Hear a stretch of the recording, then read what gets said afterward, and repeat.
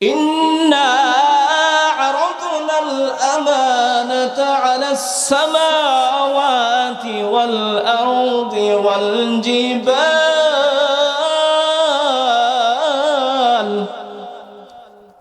والجبال فأبين أن يحملنها وأشفقن منها وحملها الإنسان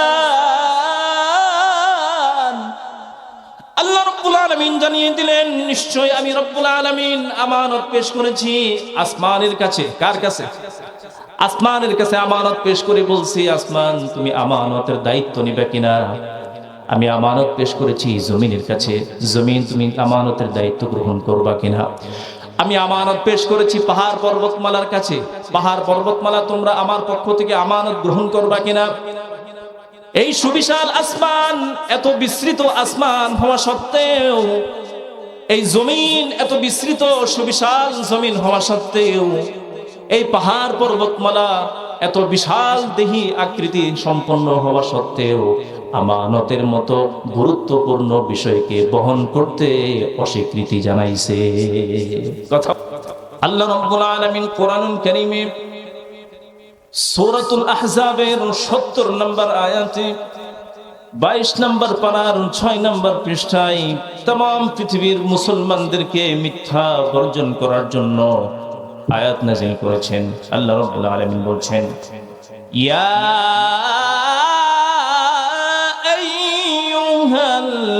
الذين آمنوا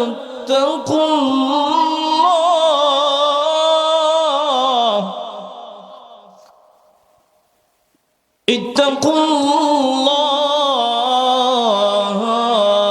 وقولوا قولا سديدا। আল্লাহ রাব্বুল আলামিন আদেশ জারি করছেন, হে ইমানদারগণ, ইত্তাকুল্লাহ, ভয় করতে হবে একজনকে। তিনি কে? আরো জোরে বলেন, তিনি কে? এরপরে রব্বুল আলামিন বলছেন, ওয়াকুলু কওলান সাদীদা, হে পৃথিবীর মুসলমানেরা, কথা যখন বলবা সত্য সঠিক কথা বলবা, সত্যের পক্ষে থাকবা, মিথ্যা বর্জন করবা, সত্যকে শক্ত করে আঁকড়ে ধরবা। জোরে কোন ঠিক কিনা? এই যে মিথ্যা আমরা বলি, কথায় কথায় মিথ্যা বলি, প্রয়োজনে অপ্রয়োজনে মিথ্যার ছড়াছড়ি আছে না নাই? মানে মিথ্যাটাকে আমরা পানিবাদ মনে করি, ঠিক না? কিছুই মনে করি না। প্রয়োজন হলেও বলি, প্রয়োজন না হলেও বলি, ঠিক কিনা? আচ্ছা, প্রয়োজন হলে যদি একটা মিথ্যা কথা বলি, তাও তো এটার একটা যুক্তি আছে, আছে না? কিন্তু প্রয়োজন ছাড়া আমি যেখানে জানি যে একটা মিথ্যা কথা মানুষকে কোথায় নিয়ে যেতে পারে, জাহান্নামে নিয়ে যেতে পারে, সেইখানে কথায় কথায় দিনে হাজারো শত মিথ্যা কথা বলি, এটা কি কোন মুসলমানের কাজ হতে পারে? এটা মুসলমানের কাজ নয়। এটা হচ্ছে কার আলামত বলেন তো? মুনাফিকের আলামত, ঠিক কিনা? এজন্য আল্লাহর রাসূল সাল্লাল্লাহু আলাইহি ওয়াসাল্লাম হাদিসের মধ্যে ইরশাদ করেছেন, আলাইকুম বিসসিদকি ফাইন্নাস সিদকা ইয়াহদি ইলাল বিররি ওয়া ইন্নাল বিররা ইয়াহদি ইলাল জান্নাহ। তোমরা সত্যকে আঁকড়ে ধরো, কেননা সত্য মানুষকে নেকের পথ দেখায়, আর নেক মানুষকে জান্নাতের পথ দেখায়। জোরে কোন সুবহানাল্লাহ। ওয়ামা ইয়াজালুর রাজুলু ইয়াসদুকু ওয়া ইয়াতাহাররাস সিদকা ফাইন্না ইনদাল্লাহি ইউকতাবু সিদ্দীকা আও কামা ক্বালা আলাইহিস সালাতু ওয়াস সালাম। একজন মানুষ যখন সব সময় সত্য বলে, সত্যকে আঁকড়ে ধরে, সত্য বলার চিন্তা চেতনা করে, একটা সময় সত্য বলতে বলতে আল্লাহ রাব্বুল আলামিনের কাছে সত্যবাদী হিসেবে তার নামটা লিপিবদ্ধ হয়ে যায়। আবার রাসূলুল্লাহ বলতেছেন এর পরক্ষণে, ওয়া ইয়াকুম ওয়াল কিযবা ফাইন্নাল কিযবা ইয়াহদি ইলাল ফুজুর ওয়া ইন্নাল ফুজুরা ইয়াহদি ইলান নার। তোমরা মিথ্যাকে বর্জন করো, কেননা মিথ্যা পাপাচারের দিকে পথ দেখায়, আর প্রতিটি পাপাচার জাহান্নামের দিকে পথ দেখায়। যেরকম ঠিক কিনা? ওয়ামা ইয়াজালুর রাজুলু ইয়াকযিবু ওয়া ইয়াতাহাররাল কিযবা ইউকতাবু ইনদাল্লাহ يكتب عند الله كذابا أو كما قال عليه الصلاة والسلام। রাসূলুল্লাহ বলতেছেন, একজন মানুষ যখন সদা সর্বদা সব সময় মিথ্যা বলে, মিথ্যার ফিকির করে, মিথ্যা বলতে বলতে একটা পর্যায়ে আল্লাহ রাব্বুল আলামিনের কাছে মিথ্যাবাদী হিসেবে তার নামটা লিপিবদ্ধ হয়ে যায়। আমরা কি সত্যের পক্ষে থাকতে রাজি না মিথ্যার পক্ষে? সব সময় মৃত্যু পর্যন্ত কিসের পক্ষে থাকতে হবে? সত্যের পক্ষে থাকতে হবে। হ্যাঁ, কিছু মানুষ দেখা যায় বাজারে চায়ের হোস্টেলে বসছে, এখন এই মজলিসটাকে একটু গরম করার জন্য, একটু জমানোর জন্য মিথ্যা গল্প, কিচ্ছা কাহিনী বলে মানুষকে হাসায়। ঠিক নাকি? কথা বলেন ঠিক কিনা? রাসূলুল্লাহ তো মানুষকে হাসাইয়াছেন, সাহাবায়ে কেরামকে হাসিয়েছেন, মজা দিয়েছেন, বিনোদন দিয়েছেন, কিন্তু মিথ্যার আশ্রয় তিনি কোনোদিন নেন নাই। একজন সাহাবী এসে বলতেছে, ইয়া রাসূলুল্লাহ, আমাকে একটা উট দেন। রাসূলুল্লাহ বলতেছেন, তুমি উট নিয়ে কি করবা? সাহাবী বলতেছেন, উট দেবেন, উটের কাঁধে সওয়ার হয়ে সফর করব। রাসূলুল্লাহ আরেকজন সাহাবীকে ডাক দিয়ে বলতেছেন, এর একটা উটের বাচ্চা দিয়ে দাও। কি বলতেছেন? এর একটা উটের বাচ্চা দিয়ে দাও। সাহাবী বলতেছেন, ইয়া রাসূলুল্লাহ, আপনার কাছে উট চাইলাম উটের পিঠে সওয়ার হওয়ার জন্য। আপনি যদি আমাকে উটের বাচ্চা দেন, আমি ওর পিঠে সওয়ার হব, দূরের কথা ওরে আমার কাঁধে সওয়ার করতে হবে। কথা বলেন ঠিক কিনা?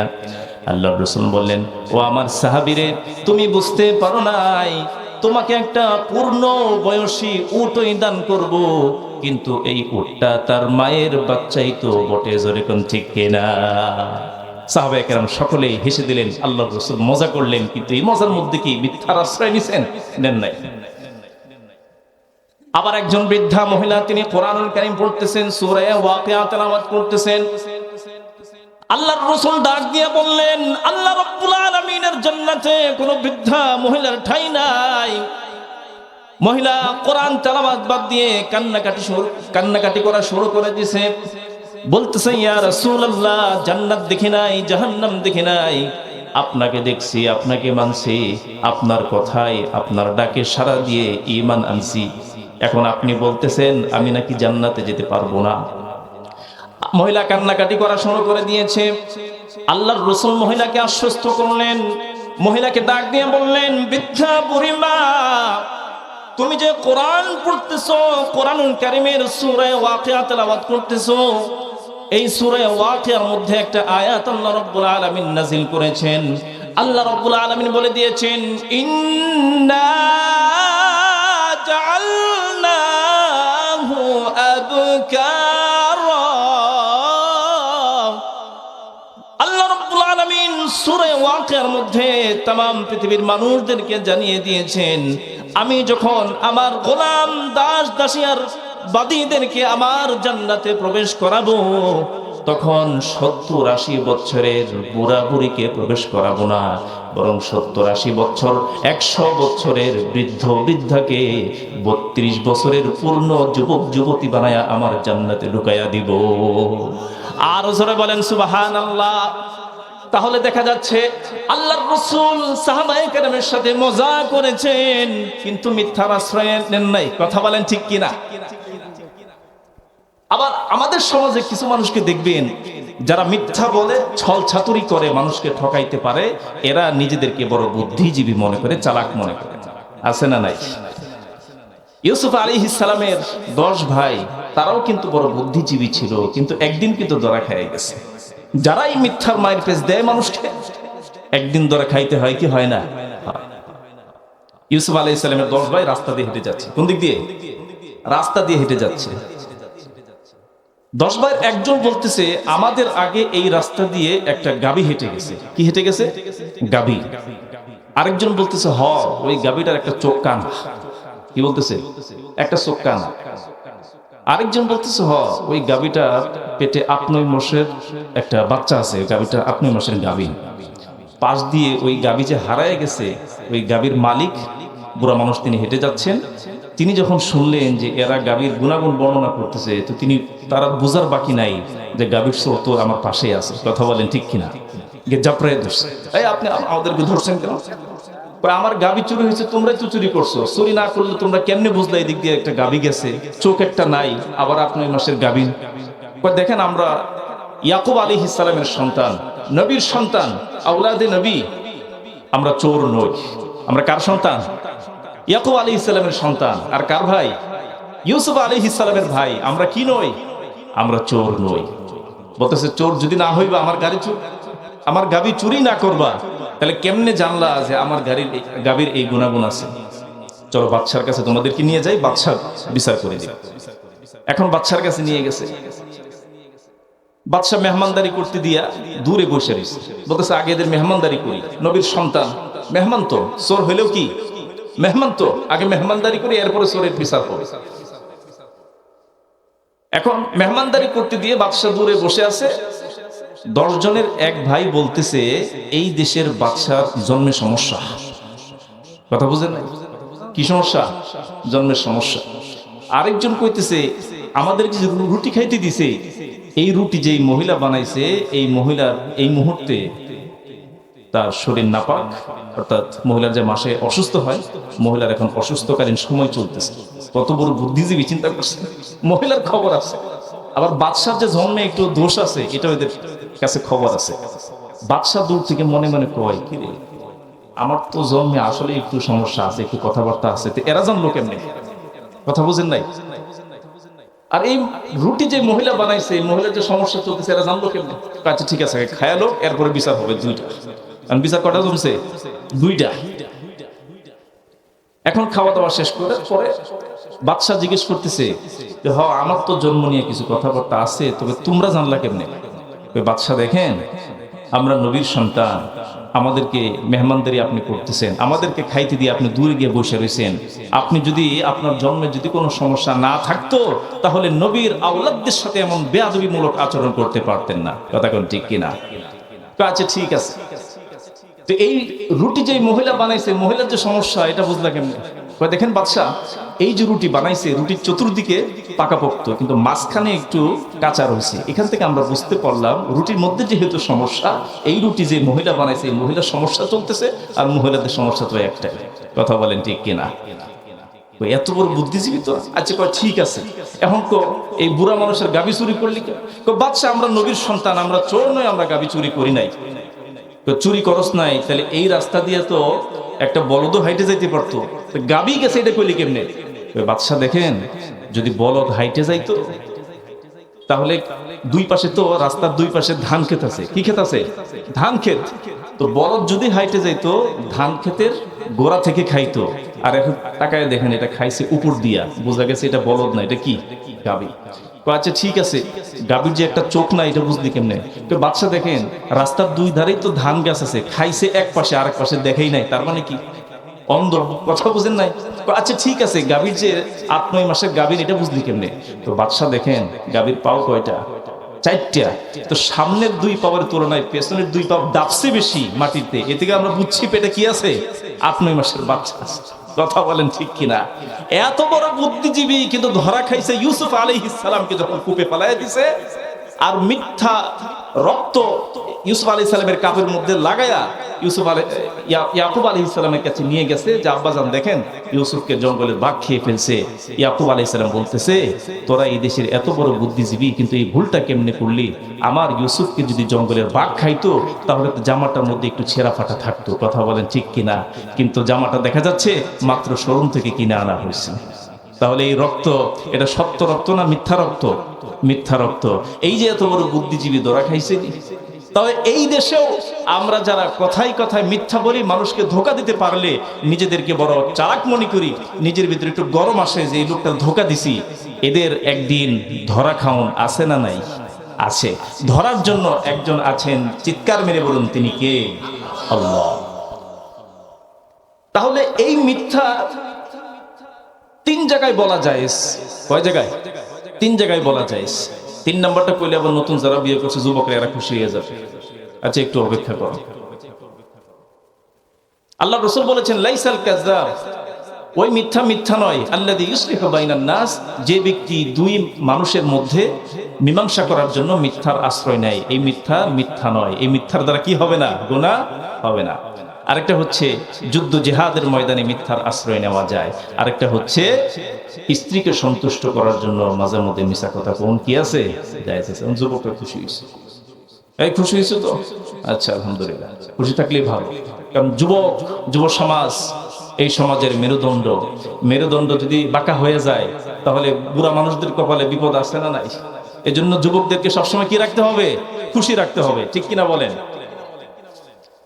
আল্লাহ রাসূল সাল্লাল্লাহু আলাইহি ওয়াসাল্লাম তার হাদিস থেকে আমরা বুঝতে পারলাম একাধিক নয়, হাজারো লাখো নয়, মাত্র একটা মিথ্যা কথা যদি আল্লাহর কাছে কবুল হয়ে যায়, এই একটা মিথ্যা কথা মানুষকে কোথায় নিয়ে যেতে পারে, জাহান্নামে নিয়ে যেতে পারে। আল্লাহ রাসূল সাল্লাল্লাহু আলাইহি সাল্লামের জামানায় মক্কার মুশরিকদের মধ্যে একজন ধনাঢ্যশালী ব্যক্তি ছিল, নাম হচ্ছে উকবা ইবনে আবি মুঈত। নামটা কি বলেন? উকবা ইবনে আবি মুঈত। আমরা সংক্ষেপে মনে রাখি উকবা। নামটা কি? উকবা, মনে থাকবে তো? তার একজন বন্ধু আছে, নামটা হচ্ছে উবাই বিন খালফ। আমরা সংক্ষেপে মনে রাখবো উবাই। সংক্ষেপে কি নামটা, কি? উবাই। উকবার একটা অভ্যাস ছিল, সে যখন কোন সফর থেকে এলাকায় ফিরে আসতো, এলাকার সকল মানুষকে দাওয়াত করে একবেলা খাওয়াইতো। একদিন সকল মানুষকে দাওয়াত দিয়েছে, আল্লাহর রাসূলকেও দাওয়াত দিয়েছে। আল্লাহর রাসূল দাওয়াতে এসেছেন, অংশগ্রহণ করেছেন। দাওয়াতের দস্তরখানায় বসার পূর্বে উকবাকে ডাক দিয়ে বললেন, উকবা, তুমি যতক্ষণ পর্যন্ত কালিমা পড়ে আমার দলভুক্ত না হইবা, তোমার মতো মুশরিকের খানা আমার জন্য হালাল নয়। ঠিক কিনা?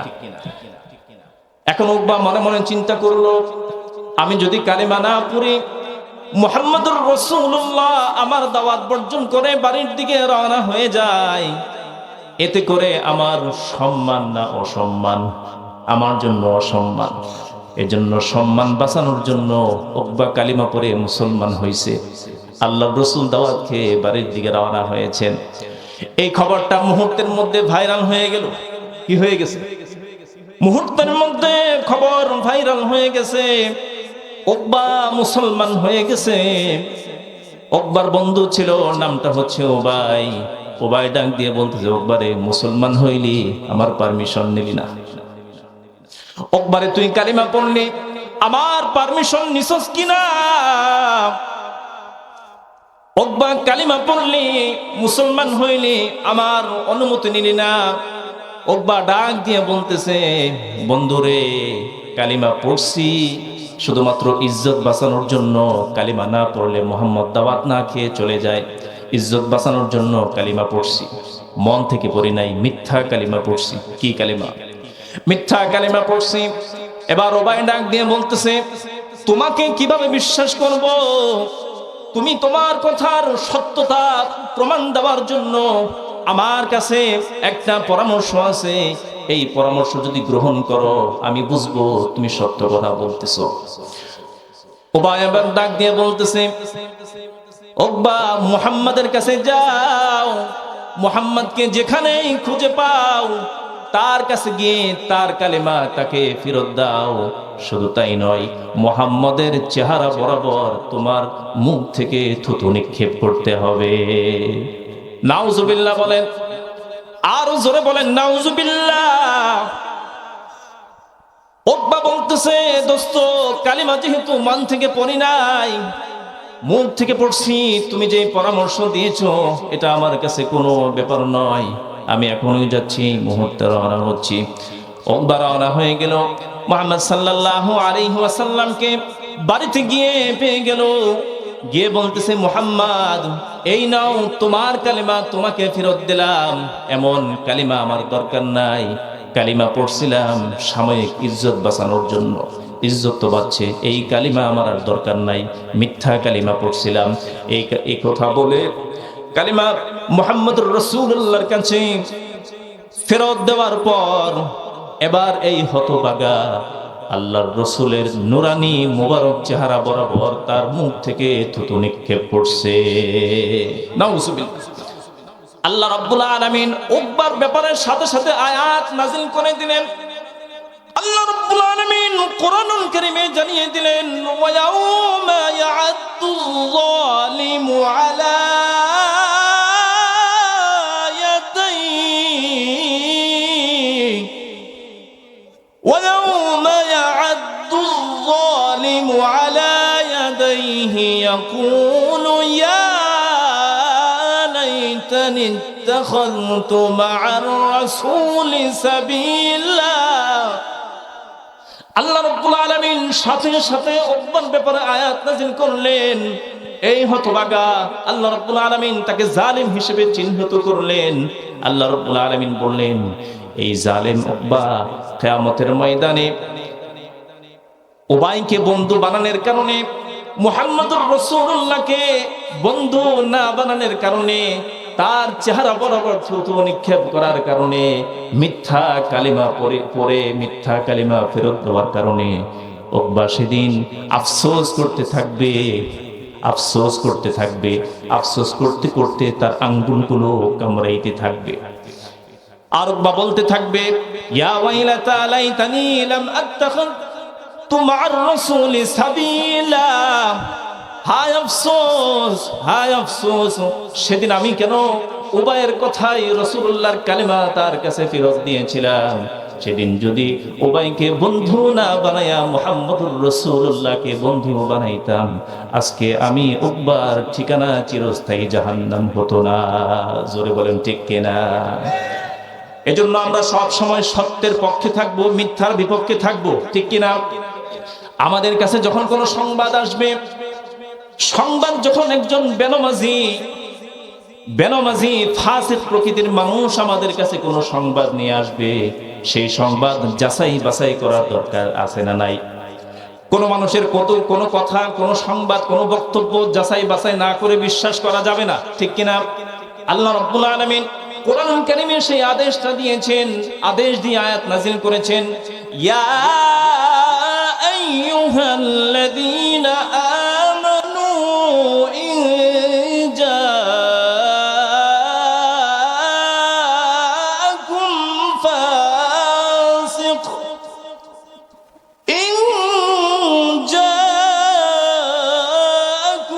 ফাসিকুম বিনাবাইন ফাতাবায়ানু আন تصيبوا قوما بجهالة فتصبحوا على ما فعلتم نادمين। আল্লাহ রাব্বুল আলামিন সূরাতুল হুজুরাতের ৭ নম্বর আয়াতের মধ্যে জানিয়ে দিয়েছেন, যখন তোমাদের কাছে ফাসিক প্রকৃতির কোনো মানুষ কোনো সংবাদ নিয়ে আসে, সেই সংবাদটা মানুষের কাছে প্রচার করার আগে যাচাই বাছাই তদন্ত করার দরকার আছে না নাই? তাহলে যাচাই বাছাই তদন্ত না করে কারো কোনো সংবাদ বিশ্বাস করা যাবে না। ফেসবুকে একটা খবর আসছে, এই খবরটা যাচাই বাছাই না করে লাইক দেওয়া যাবে না, কমেন্ট করা যাবে না। এই খবরটা যাচাই বাছাই, সত্যতা 100% যাচাই বাছাই না করে শেয়ার দেওয়া যাবে না। যদি দেন তাহলে আপনি হাজারো মানুষের কাছে একটা মিথ্যা গুজবকে আপনি মানুষের কাছে প্রচার প্রসার করে মানুষকে ঢুকাই ফেলাবার গুনাহগার হয়ে গেলেন। কথা বলেন ঠিক কিনা? তাহলে এই মিথ্যা আমরা বর্জন করবো তো ইনশাআল্লাহ। তাহলে মুনাফিকের আলামত কয়টা বলছিলাম? 3টা বলছিলাম। আমি কিন্তু সঠিক সময়ে আমার নির্ধারিত টাইমে শেষ করে দিব, আপনারা কেউ ওঠানামা করবেন না। 2 নম্বর আলামত রাসূলুল্লাহ বলতেছেন, ওয়াইদা ওয়াদা আখলাফা। মুনাফিক যখন ওয়াদা করে তখন ওয়াদার খেলাফ করে। তাহলে ওয়াদার খেলাফ করা, ওয়াদা ভঙ্গ করা, এটা কার আলামত? মুনাফিকের আলামত। এখন ডিজিটাল জামানায় ডিজিটাল তরিকায় ওয়াদার খেলাফ করে, ওয়াদা ভঙ্গ করে, আছে না নাই? ফেসবুকে অ্যাড দিয়ে দেয়, লোভনীয় অফার, সীমিত পয়সায় মিনিট কিনুন, মোবাইলের ইন্টারনেট কিনুন, আগে টাকা পরিশোধ করুন, এরপরে ওয়াদা করলাম আপনার নির্দিষ্ট মিনিট এবং এমবি আপনার মোবাইলে পৌঁছে যাবে। টাকাটা ফ্লেক্সি করে বেচারা বিশ্বাস করে পাঠাইছে, পাঠানোর সাথে সাথে নাম্বারটা ব্লক করে দিছে। এই লোককে আর খুঁজে পাওয়া যায় না। এটা হচ্ছে ডিজিটাল যুগে ডিজিটাল কায়দায় ওয়াদার খেলাফ। কথা বলেন ঠিক কিনা? একটা সময় তো ছিল মানুষ মানুষকে কর্জে হাসানা দিত, দিত কিনা? মানুষ মানুষকে বিশ্বাস করত, কিন্তু এখন সেই বিশ্বাসটা উঠে গেছে, বিশ্বাস নাই। টাকা যদি ধার দেয়, এরপরে এই টাকা উদ্ধার করতে করতে জুতা ফাল্টানি লাগে কয়েক জোড়া। কথা বলেন ঠিক কিনা? এমন দৌড়ানি আর এমন খেসারত। ওয়াদার খেলাফ করার কারণে এখন মানুষের কাছে ধার পাওয়া যায়। এখন ধার না পেয়ে মানুষ এখন কোন পথে হাঁটছে? সুদের পথে। কথা বলেন ঠিক কিনা? আর আল্লাহ রাব্বুল আলামিন এই কোরআনে জানাই দিয়েছেন, যারা সুদের সাথে জড়িত হবে তারা যেন আল্লাহ এবং তার রাসূলের সাথে যুদ্ধের ঘোষণা দিবে। নাউজুবিল্লাহ বললেন না? বলেন তো এই সমাজে সুদের মহাজন আছে না নাই? না আপনাদের এলাকায় নাই, আমাদের নওবাঙ্গায় আছে। আপনাদের এলাকায় আছে সুদের মহাজন, আছে না? আল্লাহ রাব্বুল আলামিন আয়াত নাযিল করে জানাই দিয়েছেন, যারা সুদের সাথে জড়িত এরা যেন আল্লাহ এবং রাসূলের সাথে কিসের ঘোষণা দিল? যুদ্ধের ঘোষণা দিল। নাউজুবিল্লাহ বলেন। এই ওয়াদা আল্লাহ রাব্বুল আলামিন মুমিন মুসলমানদেরকে ওয়াদা পূরণ করার জন্য বারংবার আয়াত নাযিল করেছেন, বারংবার মানুষকে উৎসাহিত করেছেন, প্রেরণা জুগিয়েছেন। তোমরা কারো সাথে ওয়াদা করলে এই ওয়াদা ভঙ্গ করবে না, ওয়াদার খেলাফ করবে না, সর্বস্ব দিয়ে ওয়াদা রক্ষা করার চেষ্টা করবে। ঠিক কিনা? আল্লাহ রাব্বুল আলামিন সেই ঘোষণা দিয়ে আয়াত নাযিল করলেন, ইয়া উকুদ। আল্লাহ রাব্বুল আলামিন জানাই দিলেন, হে মুমিন মুসলমানরা, তোমরা যখন ওই কারোর সাথে ওয়াদাবদ্ধ হবা, তখন নিজের সর্বস্ব দিয়ে ওয়াদা রক্ষা করার চেষ্টা করতে হবে। জোরে কোন ঠিক কিনা? আল্লাহ রাসূল সাল্লাল্লাহু আলাইহি ওয়াসাল্লাম তিনি হচ্ছেন উম্মতের জন্য আদর্শ। ওয়াদার বিষয়টা এমন গুরুত্বপূর্ণ এক বিষয়, ওয়াদা সকলেই করে কিন্তু রক্ষা করতে পারে না। এজন্য আল্লাহর রাসূল সাল্লাল্লাহু আলাইহি ওয়াসাল্লাম নিজে ওয়াদা পূরণ করে উম্মতের জন্য আদর্শ হয়ে আছেন। হাদিসে পাকের মধ্যে আসছে, একজন ইহুদি, নামটা হচ্ছে আব্দুল্লাহ ইবনে আবিল হাসমা। বলেন নামটা কি বলেন? আব্দুল্লাহ ইবনে আবিল হাসমা নামটা বলে দিলাম। লোকটা হচ্ছে ইহুদি। তিনি বলতেছেন, বায়াতুন নবিয়্য সাল্লাল্লাহু আলাইহি ওয়াসাল্লাম ক্বাবলা আন ইউবআসা। আল্লাহর রাসূল নবুয়ত লাভ করার পূর্বে আমি তার কাছ থেকে একটা জিনিস ক্রয় করেছিলাম। ও বাকিয়াত লাহু বাকিয়াতুন, কিছু টাকা পরিশোধ করার বাকি ছিল। আমি রাসূলের সাথে ওয়াদাবদ্ধ হলাম। ফাওয়াদতুহু আন আতিহি বিহা ফি মাকানিহি। আমি রাসূলুল্লাহকে বললাম, ইয়া রাসূলুল্লাহ, আপনি এখানে বসেন, আমি বাড়ি থেকে টাকাটা নিয়ে আসি। কথা বলেন, কি নিয়ে আসি? ইহুদি বলতেছে, ইয়া রাসূলুল্লাহ, আপনি এই জায়গায় বসেন, আমি বাড়ি থেকে টাকাটা নিয়ে আসি, আপনার টাকাটা পরিশোধ করে দেই। ইহুদি বলতেছে, ফানাসিতু, বাড়িতে গেলাম, রাসূলকে যে বসায় রাখছি ভুলে গেছি। কথা বলেন, কি করছি? ভুলে গেছি। এরপরে 3 দিন পর আমার মনে হয়েছে। কয়দিন পরে? 3 দিন পরে মনে হয়েছে। 3 দিন পর ওই স্থানে গিয়ে দেখি আল্লাহর রাসূল 3 দিন যাবত এক স্থানে ওয়াদা রক্ষার জন্য বসে আছেন। এই অবস্থা যদি আমার আপনার সাথে হইতো তাহলে কি করতাম? আমি আপনার 14 গোষ্ঠীর খবর নিয়ে ছাড়তাম। ঠিক কিনা? আল্লাহর রাসূলের চরিত্র, আল্লাহর রাসূল তাকে ডাক দিয়ে বললেন, লাকাদ শাকাকতা আলাইয়া আনা হাহুনা মুনযু সালাসিন আনতাজিরুকা। হে ইহুদি আব্দুল্লাহ ইবনে আবিল হাসমা, তুমি আমি মুহাম্মদকে বড্ড কষ্ট দিয়ে দিয়েছো। সুবহানাল্লাহ। শুধু এতটুকু কথা বলছে, আর কোনো কথা বলে নাই। তুমি আমাকে শুধুমাত্র তুমি বড্ড কষ্ট দিয়ে ফেলেছো। আনা মুনযু সালাসিন আনতাজিরুকা, আমি 1 দিন নয় 2 দিন নয়, ওয়াদা রক্ষার জন্য এই স্থানে আজকে 3 দিন যাবত তোমার অপেক্ষায় বসে রয়েছি। জয় কোন সুবহানাল্লাহ। ইহুদি তিনি মনে মনে চিন্তা করলেন, যেই ধর্মের নবী সামান্য ওয়াদা রক্ষা করার জন্য এক স্থানে 3 দিন বসে থাকতে পারে, ওই ধর্মের নবী মিথ্যা নয়, ওই ধর্মটাও মিথ্যা নয়। ওই ধর্মটা হচ্ছে আসমানের নিচে জমিনের উপরে একটা সত্য ধর্ম। জোরে বলেন ঠিক কিনা? ইহুদির সামনে ইসলামের সত্যতা প্রকাশ হয়ে গেল, তার সামনে সত্যতা প্রকাশিত হয়ে গেল। আল্লাহর রাসূলের কাছে যে বলতেছে, ইয়া রাসূলুল্লাহ, এমন ইসলাম থেকে যদি আমি দূরে থাকি, আমার মতো জালেম আর কে হতে পারে? আমাকে কালিমা পড়িয়ে মুসলমানদের সদস্য বানায় নিন। লা ইলাহা ইল্লাল্লাহু মুহাম্মাদুর রাসূলুল্লাহ। সকলে বলি আল্লাহু আকবার। ইহুদি মুসলমান হয়ে গেছে। এজন্য আম্মা জান আয়েশা সিদ্দিকা রাদিয়াল্লাহু তাআলা আনহা বলছেন, মদিনা বিজয় লাভ করেছে আল্লাহর রাসূলের আখলাক দেখে, চরিত্র মাধুর্যতা দেখে মদিনার মানুষগুলো পাগল হয়ে গেছে। সুবহানাল্লাহ। কোন ফুতিহাতিল মাদিনাতু বিল আখলাক। মানুষ মুসলমান হয়েছে তরবারির জোরে নয়, বরং রাসূলুল্লাহর আখলাক দেখে দেখে। কি দেখে বলেন? রাসূলুল্লাহর আখলাক দেখে মানুষ মুসলমান হয়ে গেছে। রাসূলুল্লাহর আখলাক থেকে আখলাক শিখছেন, চরিত্র শিখছেন, ওয়াদার চরিত্র শিখছেন, ওয়াদার শিক্ষা পেয়েছেন সাহাবায়ে কেরাম। কথা বলেন কারা? সাহাবায়ে কেরাম রাসূলুল্লাহর কাছ থেকে ওয়াদা কিভাবে রক্ষা করতে হয় এর শিক্ষা পেয়েছেন। হযরত ওমর রাদিয়াল্লাহু তাআলা আনহু তার আদালতে বন্দী হয়েছে। পারস্য সম্রাটের রাজপুত্র কোন এক অপরাধের কারণে বন্দী হয়েছে। রায় হয়ে গেছে আগামীকাল পারস্য সম্রাটের রাজপুত্রের ফাঁসি হয়ে যাবে। বলেন কি হয়ে যাবে? আগামীকাল ফাঁসি হয়ে যাবে।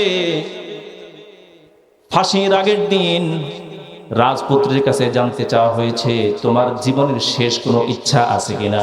সে বলতেছে, হ্যাঁ, একটা শেষ ইচ্ছা আছে। বলতেছে, কি ইচ্ছা? বলতেছে, আমি এক গ্লাস পানি পান করতে চাই। কথা বলেন, কি পান করতে চাই? রাজপুত্র বলতেছে, আমার জীবনের শেষ ইচ্ছা হচ্ছে মৃত্যুর আগে আগে এক গ্লাস কি পান করতে চাই? পানি পান করতে চাই। পানি ভর্তি গ্লাস আনা হলো, পানি পান করতেছে না, তাকিয়ে রয়েছে। হযরত ওমর বলতেছেন, তোমার সামনে পানি আছে, পানি পান করতেছো না কেন? এবার রাজপুত্র বলতেছে, আমার ভয় হয় না জানি এই পানি পান করার আগে আগেই আমার ফাঁসির দণ্ড কার্যকর হয়ে যায়। হযরত ওমর বলতেছেন, না না, এই পানি তুমি যতক্ষণ পর্যন্ত পান না করবা ততক্ষণ পর্যন্ত তোমার ফাঁসির দণ্ড কার্যকর করা হবে না। রাজপুত্র বলতেছে, আপনার কথা আমি বিশ্বাস করি না। বলে, বিশ্বাস করাইতে হইলে কি করতে হবে? বলতেছে, লিখিত দেন, লিখিত দেন। যখন আপনি লিখিত দিবেন তখন আমি বিশ্বাস করব। হযরত ওমর বলতেছেন, আমি খলিফাতুল মুসলিমিন হযরত ওমর লিখিত দিলাম, এই রাজপুত্র যতক্ষণ পর্যন্ত এই গ্লাসের পানি পান না করবে ততক্ষণ পর্যন্ত তার ফাঁসির রায় কার্যকর করা হবে না। এবার যুবক যখন লিখিত ওয়াদা পেয়ে গেছে, এখন পানির গ্লাসটা কাছাকাছি নিয়ে পান না করে জমিনে ফেলে দিছে। কথা বুঝেন নাই? পানি পান করছে না, ফেলে দিছে। পানিটা ফেলে দিছে। পানির গ্লাসের পানি জমিনে ফেলে দিয়ে খলিফাতুল মুসলিমিন হযরত ওমরকে বুঝাই দিল, ওমর, আপনি ওয়াদাবদ্ধ হয়েছেন যতক্ষণ পর্যন্ত এই গ্লাসের পানি পান না করব ততক্ষণ পর্যন্ত আমার ফাঁসির রায় কার্যকর করা হবে না। এখন আপনার কাছে ফতোয়া জানতে চাই, গ্লাসের ফেলে দেওয়া পানি কি কিয়ামত পর্যন্ত কোনোদিন পান করা সম্ভব? কথা বলেন, সম্ভব কিনা? এই পানি তো বালির নিচে ঢুকে গেছে, পানি তো পান করা সম্ভব না। তার মানে বুঝাইতে চাচ্ছে, আপনি যদি আপনার ওয়াদা খেলাফ না করেন, ওয়াদা ঠিক রাখেন, আমাকে কোনোদিন ফাঁসির দণ্ড কার্যকর করা সম্ভব না। ঠিক কিনা? মায়ের পেছে হারাইছে, দেখছেন? মায়ের পেছ দিছেনি। হযরত ওমর বলতেছে, আমি হচ্ছি মুসলমান, আল্লাহর রাসূল মুহাম্মদুর রাসূলুল্লাহ তিনি আমাদের শিক্ষক। ওয়াদা রক্ষা করার শিক্ষা রাসূলুল্লাহর কাছ থেকে পেয়েছি। যাও যাও, তোমাকে মুক্ত করে দিলাম, তুমি তোমার দেশে ফেরত যাও। এবার যুবক সামনের দিকে হেঁটে যাচ্ছে, পারস্য দেশের দিকে রওনা হয়েছে। 2 কদম সামনে যায়, 3 কদম পেছনে আসে। 2 কদম সামনে যায়, 3 কদম পেছনে আসে। আর মনে মনে চিন্তা করে, যেই ধর্ম সামান্য ওয়াদা রক্ষা করার জন্য একজন ফাঁসির দণ্ডিত আসামিকে মুক্ত করে দেয়, এমন ধর্ম পৃথিবীতে হক না বাতিল? জোরে কোন চিল্লা এখন হক, জোরে কোন কি? তার সামনে স্পষ্ট হয়ে গেছে এমন ধর্ম ইসলাম ধর্ম এই জমিনে বাতিল হতে পারে না। ইসলাম ধর্ম হচ্ছে সত্য ধর্ম। যুবক এবার বাড়ির দিকে রওনা না হয়ে খলিফাতুল মুসলিমিন হযরতে ওমরের কাছে তার হাতে হাত দিয়েছে, ধরা দিয়েছে। এবার তার হাতে কালিমা পড়ে মুসলমানদের দলভুক্ত হয়ে গেছে। সে কালিমা পড়তেছে লা ইলাহা ইল্লাল্লাহু মুহাম্মাদুর রাসূলুল্লাহ সাল্লাল্লাহু আলাইহি ওয়াসাল্লাম। এজন্য আল্লাহ রাব্বুল আলামিন এই ওয়াদা রক্ষা করার জন্য কোরআনুল কারীমে বারংবার মানুষকে আহ্বান জানিয়েছেন। আল্লাহ রাব্বুল আলামিন এক আয়াতের মধ্যে বলতেছেন ওয়াআউফু বিল আহদি ইন্নাল আহদা কানা মাসউলা। আল্লাহ রাব্বুল আলামিন বলেন তোমরা ওয়াদা পূরণ করো, কেননা নিশ্চয়ই ওয়াদা সম্পর্কে হাসরের ময়দানে জিজ্ঞাসা করা হবে। কথা বলেন কি করা হবে? যারা ওয়াদা করছে, ওয়াদা করে রক্ষা করে নাই, ওয়াদা ভঙ্গ করছে, তাদেরকে আল্লাহ রাব্বুল আলামিনের সামনে জিজ্ঞাসার সম্মুখীন হওয়া লাগবে। কেন ওয়াদা করে ওয়াদা রক্ষা করো নাই? এজন্য ওয়াদা করে ওয়াদা রক্ষা করার দরকার আছে না নাই? ওয়াদা করে যদি রক্ষা না করি এটা কাদের আলামত? মুনাফিকের আলামত। আল্লাহ রাসূল এবার ৩ নাম্বার আলামতের কথা জানান দিয়ে বললেন ওয়াইদা তুমিনা খানা। ৩ নাম্বার আলামত হচ্ছে যখন তার কাছে আমানত রাখা হয় তখন সে আমানতের খেয়ানত করে। আমানতের খেয়ানত করা এটা কার আলামত? মুনাফিকের আলামত। কথা বলেন ঠিক কিনা? আমানতের খেয়ানত আমাদের সমাজে আছে না নাই? আছে। হাজি গাজি সবাই আমানতের খেয়ানত করে। কথা বলেন ঠিক কিনা? আল্লাহ রাব্বুল আলামিন আমানত পুরা করার জন্য, আমানত তার প্রাপকের নিকট যথাযথ মর্মে পৌঁছে দেওয়ার মর্মে আল্লাহ রাব্বুল আলামিন আয়াত নাযিল করেছেন। আল্লাহ রাব্বুল আলামিন কোরআনুল কারীমে ইরশাদ করেছেন ইন্নাল্লাহা ইয়া'মুরুকুম আন তু'আদ্দুল আমানাতি ইলা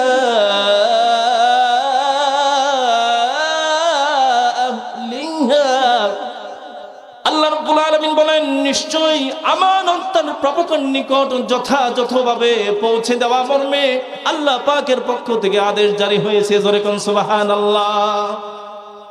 আল্লাহ রাব্বুল আলামিন আমানতের বিষয়টাকে এত গুরুত্ব দিয়েছেন। আমানত পেশ করেছেন আল্লাহ রাব্বুল আলামিন আসমানের কাছে, আমানত পেশ করেছেন জমিনের কাছে, আমানত পেশ করেছেন পাহাড় পর্বতের কাছে। আল্লাহ রাব্বুল আলামিন আমানতের একটা দৃষ্টান্ত কোরআনুল কারীমে তুলে ধরেছেন। এর আগে আপনাদেরকে একটা বিষয় বলি, আমানতের ব্যাপারে 3টা বিষয় আছে। কয়টা বিষয়? 3টা বিষয় আছে। একটা হচ্ছে আমানত, আরেকটা হচ্ছে জামানত, আরেকটা হচ্ছে খেয়ানত। কয়টা বলেন? 3টা বিষয় আমার সাথে বলেন। আমানত, জোরে বলেন জামানত, খেয়ানত। তাহলে আমানত কাকে বলে? আমানত বলা হয় আপনার কাছে একজন মুসলমান, একজন অমুসলমান যেই হোক না কেন 500 টাকার একটা ছেঁড়া নোট আপনার কাছে আমানত রাখছে। এইটা যথাযথভাবে হুবহু ছেঁড়া 500 টাকা তার কাছে ফিরিয়ে দেওয়ার নাম হচ্ছে কি? আমানত। জামানত কাকে বলে? জামানত হচ্ছে একজন মানুষ আপনার কাছে 500 টাকার একটা নোট রাখছে, আপনি 500 টাকাটা পরিবর্তন করে 100 টাকার 500 টাকার নোট আপনি রাখছেন, 100 টাকার 5টা নোট আপনি রাখছেন, পরিমাণ ঠিকই আছে, শুধু নোটগুলো পরিবর্তন করছেন। এটার নাম কি? জামানত। এতে সমস্যা নাই। আর 3 নাম্বার হচ্ছে খেয়ানত। খেয়ানত মানে হচ্ছে আপনার কাছে টাকা রাখছে, এই টাকাটা নিজের মনে করে খরচ করে ফেলছেন। এটার নাম কি? নিজের মনে করে খরচ করে। এটার নাম কি? খেয়ানত। আছে না? আমানতের টাকার কি মনে করে? নিজের মনে করে খরচ করে, তাই না? বাবা মা মারা গেছে, ছেলে মেয়ে উভয় আছে, এখন বোনের যে সম্পত্তি, মিরাসি সম্পত্তি, এটা ভাইয়ের কাছে কি? আমানত কিনা? কথা বলেন, আমানত না? এই আমানত ভাই বছরের পর বছর ভক্ষণ করে খাইতে থাকে, ভোগ করতে থাকে। কি মনে করে? বোনের মনে করে, নিজের মনে করে। কথা বলেন ঠিক কিনা? নিজের মনে করে খরচ করে। এজন্য আল্লাহ রাব্বুল আলামিন আমানতের বিষয়টাকে এত গুরুত্ব দিয়েছেন, এত গুরুত্ব দিয়েছেন। আল্লাহ রাব্বুল আলামিন একটা দৃষ্টান্ত পেশ করছেন। আল্লাহ রাব্বুল আলামিন বলেন, ইন্না আরাদনাল আমানাতা আলাস সামাওয়াতি ওয়াল আরদি ওয়াল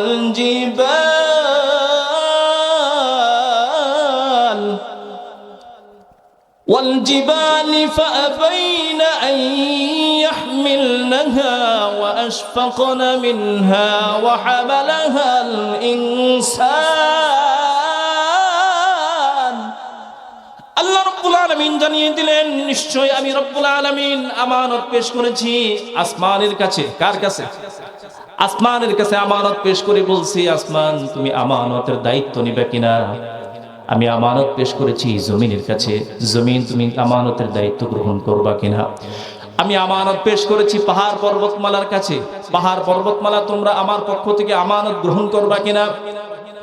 এই সুবিশাল আসমান, এত বিস্তৃত আসমান হওয়া সত্ত্বেও, এই জমিন এত বিস্তৃত সুবিশাল জমিন হওয়া সত্ত্বেও, এই পাহাড় পর্বতমালা এত বিশাল দেহি আকৃতি সম্পন্ন হওয়া সত্ত্বেও আমানতের মতো গুরুত্বপূর্ণ বিষয়কে বহন করতে অস্বীকৃতি জানাইছে। কথা বলেন ঠিক কিনা? গ্রহণ করে নাই। এই আমানতের দায়িত্ব গ্রহণ করছে কারা? মানুষ। মানুষ গ্রহণ করে আমানতের হক যথাযথ রক্ষা করতে পারে নাই। একটা সময় তো ছিল এমন, আমি খুব সংক্ষেপ করে দিচ্ছি, হুজুর চলে আসছেন, হুজুরকে বসায় রেখা লম্বা করবো না। আপনাদের কষ্ট হচ্ছে? কষ্ট হচ্ছে আপনাদের? হুজুরের বয়ান শেষ করে শুনে আখিরি মোনাজাত নিয়ে যাবেন তো ইনশাআল্লাহ। তো বলছিলাম যে আল্লাহ রাব্বুল আলামিনের কিছু বান্দা পৃথিবীতে আমানতের ব্যাপারে এতটা গুরুত্ব দিতেন, মানুষ আমানত যথাযথভাবে মানুষের কাছে পৌঁছে দিত। কিন্তু সময়ের এই কাল পরিক্রমায় মানুষের কাছে এমন গুরুত্বপূর্ণ একটি বিধান আজকে হালকা হয়ে গেছে। মানুষ আমানতের ব্যাপারে গুরুত্ব দেয় না, আমানতের খেয়ানত করে। এই আমানতের খেয়ানত করাটা এটা কার পরিচয়? মুনাফিকের পরিচয়। তাহলে মুনাফিকের কয়টা পরিচয়ের কথা বললাম? কয়টা আলামত? তিনটা। এক নম্বরটা কি মনে আছে? কথায় কথায় কি বলা? মিথ্যা বলা। 2 নম্বর ওয়াদা করলে ওয়াদা ভঙ্গ করা। আর 3 নম্বর আমানতের খেয়ানত করা। বলেন তো এই 3টা আলামত কাদের আলামত? মুসলমানদের, মুনাফিকের আলামত। আর এই 3 আলামত যদি কোনো মুনাফিকের মধ্যে থাকে, এই মুনাফিকের অবস্থানটা কোথায় হবে? আল্লাহ রাব্বুল আলামিন জানাই দিয়েছেন, শুধু জাহান্নাম নয়, বরং জাহান্নামের তো বিভিন্ন স্তর আছে। ইন্নাল মুনাফিকিনা ফিদ দারকিল আসফালি মিনান নার। মুনাফিকদের অবস্থান হবে জাহান্নামের সর্বনিম্ন স্তরে। নাউজুবিল্লাহ। আমরা কি এই 3টা আলামত অর্জন করব না বর্জন করব? আবার বলেন, অর্জন করব না বর্জন করব? আল্লাহ পাক আমাকে আপনাকে আমাদের সকলকে কবুল করুক। আমিন। ওয়া আখিরু দাওয়ানা আলহামদুলিল্লাহি রাব্বিল আলামিন। আসসালামু আলাইকুম ওয়া রাহমাতুল্লাহি ওয়া বারাকাতুহু।